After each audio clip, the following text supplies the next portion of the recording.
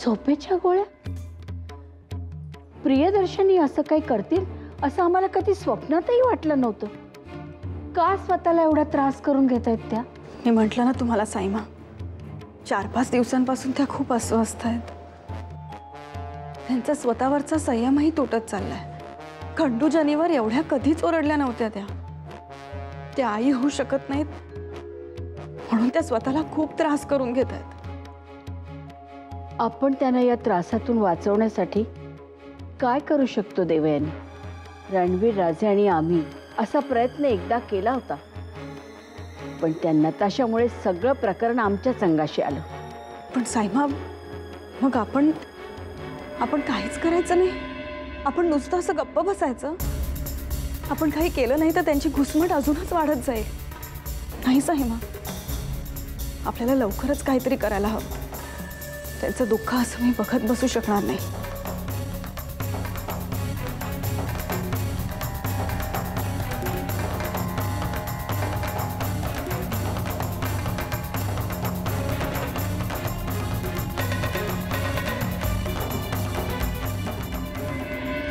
Ketaki, you know, तुझ्या Maugham and डॅडला भेटणं ना माझ्याकरता खूप मोठा सरप्राईज होतं. खूप भारी वाटलं तुझ्या मॉम अँड डॅडला भेटून. खूप सही आहेत ते. हे बाय द वे, याच्या आधी त्यांच्याशी ओळख का नाही करून दिलीस माझी? अरे, याआधी कधी गरजच वाटली नाही म्हणून. म्हणजे मी माझ्या मॉम डॅडला खूप चांगलं ओळखते. तू आता त्यांची हेल्प केली आहेस ना, म्हणून तुझ्याशी इतक्या प्रेमाने वागले. नाहीतर एरवी असंच सहज भेटला असतास ना तर त्यांचं खरं वागणं कळलं असतं. एक मिनिट, म्हणजे तुला असं म्हणायचं आहे की त्यांचं आत्ताचं वागणं खरं नव्हतं? केतकी, सांग ना, असं का वाटतं तुला? अरे, कारण मी त्यांची मुलगी आहे. खूप चांगलं ओळखते त्या दोघांना. डॅड नेहमीच त्यांच्या बिझनेसच्या टेन्शनमध्ये बिझी असतात आणि मॉम तिच्या किटी पार्टी, सोशल फंक्शन्स त्याच्यात बिझी. तुला माहिती आहे अमोल, आमच्यातलं अंतर तेव्हा वाढलं जेव्हा त्यांनी मला हॉस्टेलला पाठवलं. त्यामुळे आई बाबा म्हणून त्यांच्याशी हक्काने काय बोलावं, त्यांना काही सांगावं असं नातंच उरलं नाही रे आमच्यात.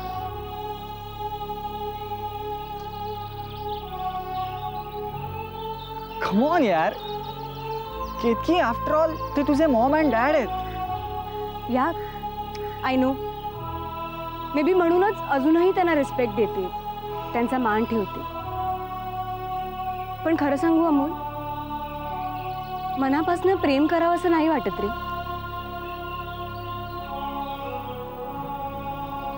केतकी, तुला असं नाही वाटत की हे जे तुझं त्यांच्याबद्दलचं जे मत आहे त्यामुळे तुमचं रिलेशन स्पॉइल होऊ शकेल? वाटतं ना. मग त्यासाठी काही करावं असं नाही वाटत तुला? तुला असं वाटतंय अमोल की मी काय प्रयत्नच केले नाहीये? You think I have not tried at all? Just doesn't help ya. I think they don't love me anymore. Hey, Ketki, listen.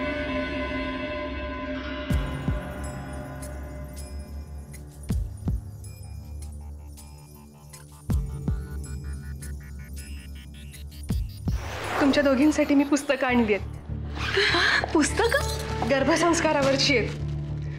नक्की वाचायची आहेत दोघींनी. प्रिया वहिनी, तुम्हाला आता काही हालचाल जाणवते का पोटात?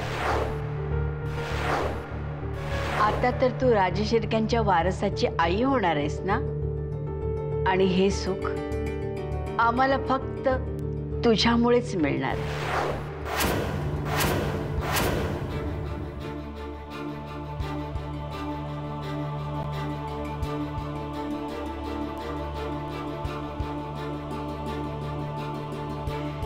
देऊ देऊ अगं,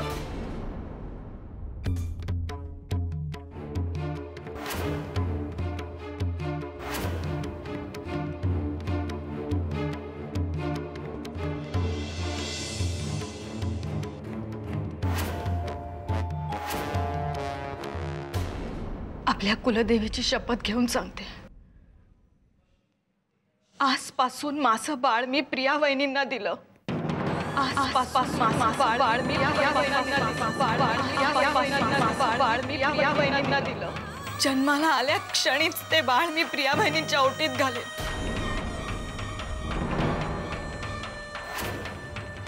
आणि माझं बाळ प्रिया वहिनींचं बाळ म्हणून वाढेल. माझं बाळ प्रिया वहिनींचं बाळ म्हणून वाढेल. आई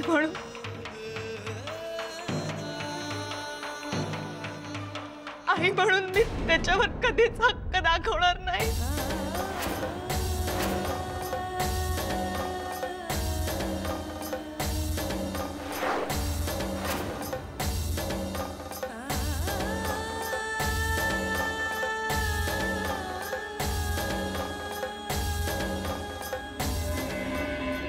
कम ऑन केतकी, प्रत्येक मॉम अँड डॅडला त्यांची मुलं आवडतात ना. त्यांचं वेगळं असतं रे. आता फॉर एक्झाम्पल तुझे मॉम डॅडच घे ना. अंकल किती कामात बिझी असले, किती बिझी असले तरी तुझ्यासाठी घरासाठी वेळ काढतातच ना. आणि आंटी त्या तर सतत तुझ्याबरोबर असते. मला सुद्धा फक्त हेच हवं होतं रे. डॅडने कमवलेल्या पैशापेक्षा कितीतरी जास्त प्रेशियस त्यांचं प्रेम मला हवं.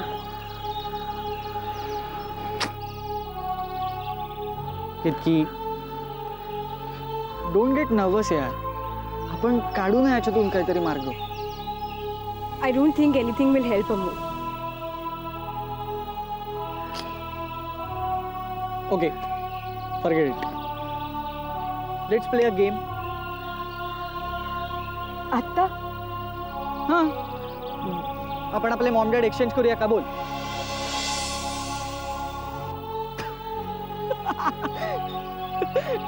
जस्ट किडिंग यार. वेडा आहे.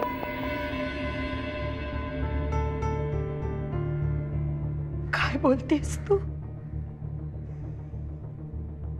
तुला कळत नाहीये देऊ, भावनेच्या भरात तू काहीही बोलतेस. देवयानी, तू समंजस आहेस. हा निर्णय घेण्यापूर्वी थोडा विचार करावास असं आम्हाला वाटतं. मी निर्णय घेतलाय साईमा, आणि विचार करूनच घेतलाय, भावनेच्या भरात नाही. देवयानी, तो घेतलेल्या निर्णयाचा पुढे काय परिणाम होणार आहे याची कल्पना आहे का तुला? परिणाम होतील ते माझ्या आयुष्यावर होतील ना. प्रिया वहिनींचं दुःख मी नाही बघू शकत. त्यांना खूप त्रास होतोय, मला कळतंय. म्हणूनच साईमा, त्यांचा त्रास कमी करण्यासाठी मी एवढंच करू शकते, आणि तेच मी केलं.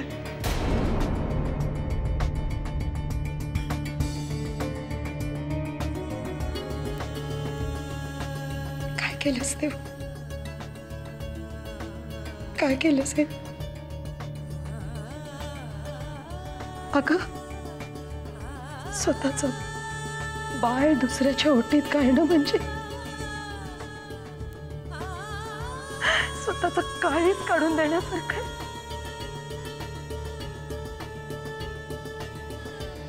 तू फक्त तुझं बाळ आम्हाला देत नाहीयेस देव, तुझं आई पण देतेस, ज्याच्यावर आमचा नाही. फक्त तुझा हक्क आहे, जो आम्ही कधीच हिरावून घेणार नाही. नको करून घेऊस इतकं मोठं पाप आमच्याकडून देव. हे वजन नाही सोसणार आम्हाला. नको नको एवढे उपकार करूस देव.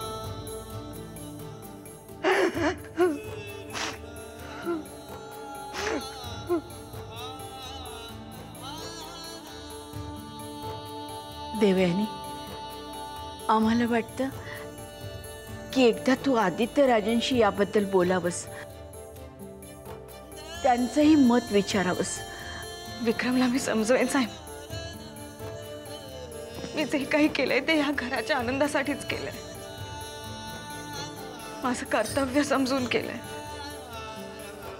आणि विक्रम त्याला कधीच नकार देणार नाही.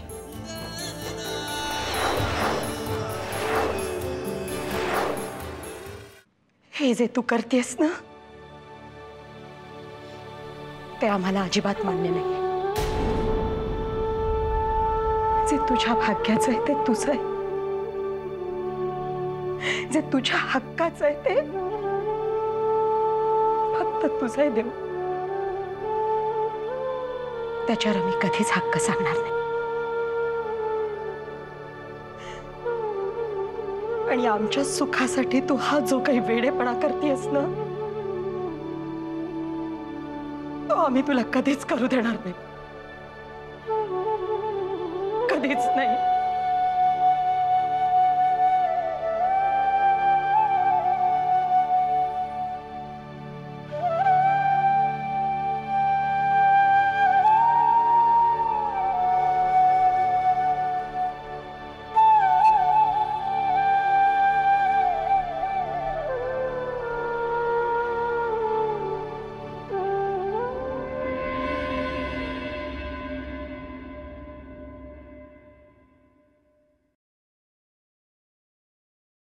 साक्षीचा पण अजून फोन नाही आला. कुठे राहिला हा मुलगा? येईल अमोल परत, घाबरू नकोस. त्याला काही नाही होणार.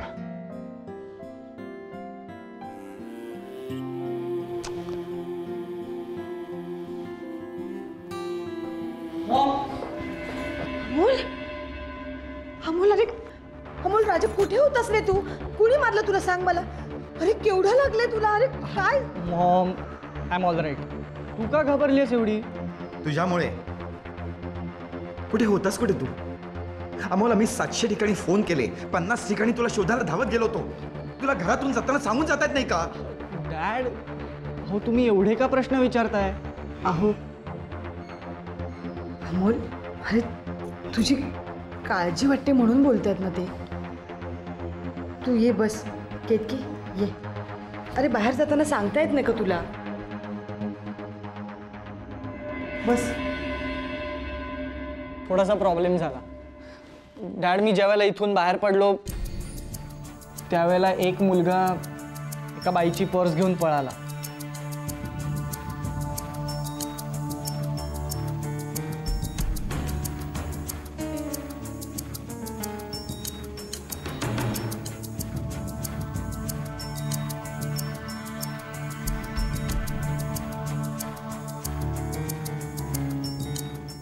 आणि शेवटी तो मुलगा पळूनच गेला. पण मी ती पर्स त्या मुलाच्या तावडीतून सोडवली. तुला रस्त्यावर एक स्टंट करायला कोणी सांगितलं होतं अमोल? हो डॅड, स्टंट काय त्यात? त्या बाईला मी मदत केली, हे चांगलं नाही का केलं मी? तसं नाही रे, पण यात जर तुला काही झालं असतं तर? मॉम, मी लहान आहे का आता? जाऊ दे आता. तू सुखरूप घरी परत आलास ना, एवढंच आमच्यासाठी खूप आहे. आंटी, तुम्हाला माहिती आहे अमोलनी कोणाची मदत केली आज? माझ्या मॉम डॅडची. ती पर्स ॲक्च्युली माझ्या मम्माची होती.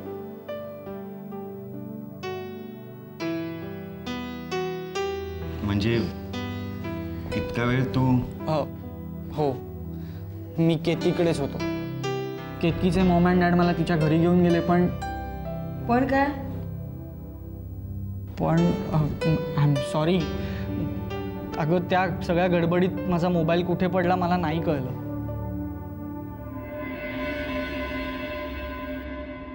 या. तुमच्याकडे कसा आला? रस्त्यावर पडला होता, एका माणसाने आणून दिला आम्हाला. त्यांनी दिलेल्या अर्धवट माहितीमुळे हा सगळा गोंधळ झाला. काय करत बसतोस? हो काय करताय? सॉरी. देवनं घेतलेला निर्णय स्वीकारणं जरासा अवघडच जाते. तिचा तो निर्णय ऐकून धक्काच बसला खरा. पण बघायला गेलं तर देवनं घेतलेला निर्णय योग्यच आहे.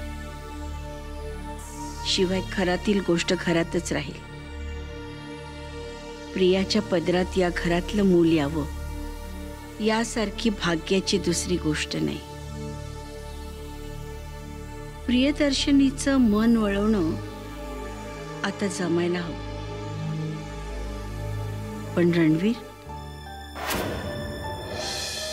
त्याचं काय मत होईल देवयानीच्या निर्णयावर?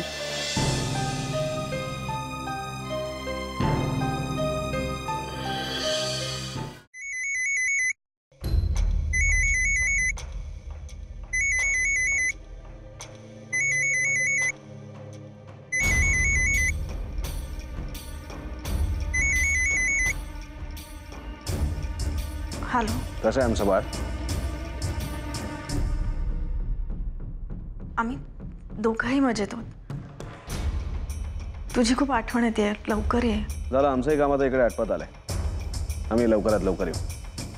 आणि हे बघ, आम्ही येईपर्यंत आमच्या बाळाची नीट काळजी घे. त्याला त्रास देऊ नकोस. खरं तर त्याला सोडून जायला मनच होत नव्हता, पण इकडचं कामही खूप महत्त्वाचं होतं, त्यामुळे यावं लागलं आम्हाला. पण आता नाही. आता आम्ही परत आलो की त्याला सोडून कुठेही जाणार नाही, त्याला आणि तुला. देवयानी, हा. काय झालं?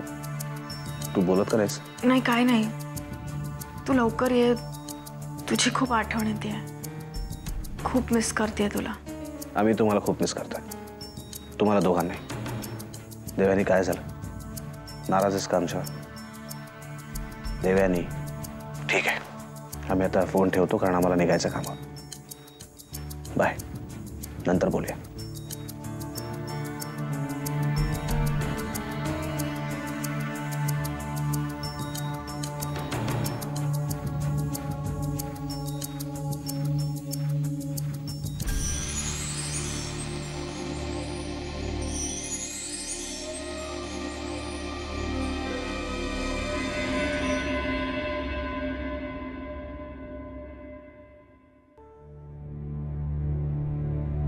तुम्ही अमोलवर जरा जास्तच चिडलात. म्हणजे एवढं काही चिडायची गरज नव्हती. केतकी होती समोर, तिच्या समोर असं रागवणं बरं दिसतं का? ठरवून नाही केलंय मी. त्याची काळजी वाटली म्हणून बोललोय. मला त्याची काळजी वाटते हे मला कळतं, पण त्याला कसं समजवणार? आणि हे असं चिडून का? मोठा झाला ना तो आता, सगळं कळतं ना त्याला. मग आपल्या आई वडिलांचं रागवणं हे काळजीपोटी असतं, हे नाही कळत त्याला? अहो, तो मोठा झालाय म्हणूनच त्याला समजवण्याची गरज आहे. आपल्या ह्या रागवण्याचा त्याने जर चुकीचा अर्थ काढला आणि उद्या तोही जर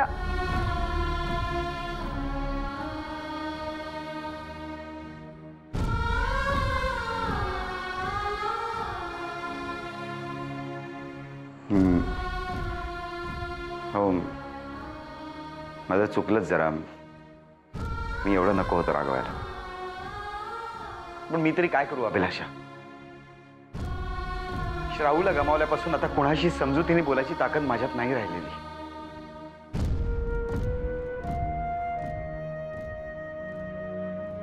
तुम्हीच आजपर्यंत मला सांगत आलात ना, अभिलाषा स्वतःवर नियंत्रण ठेव. कॉलेजमध्ये मुलांना शिकवता, त्यांना समजून घेता, मग स्वतःच्याच मुलाच्या बाबतीत असं का वागता? आज तुमच्याकडनं जे काही शिकण्याचा मी प्रयत्न करते तेच तुम्हाला समजवण्याची वेळ आली माझ्यावर.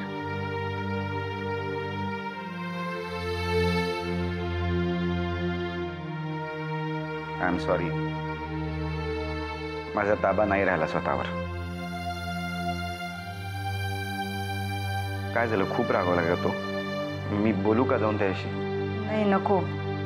मी आता त्याच्याच खोलीत जाते, बोलते त्याच्याशी.